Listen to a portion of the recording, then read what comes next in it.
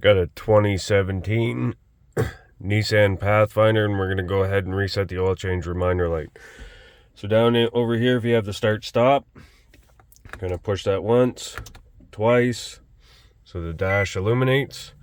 Over here on the left hand side of the steering wheel, we got the little menu button here. We're going to push this menu button a few times, and we're going to go over into settings.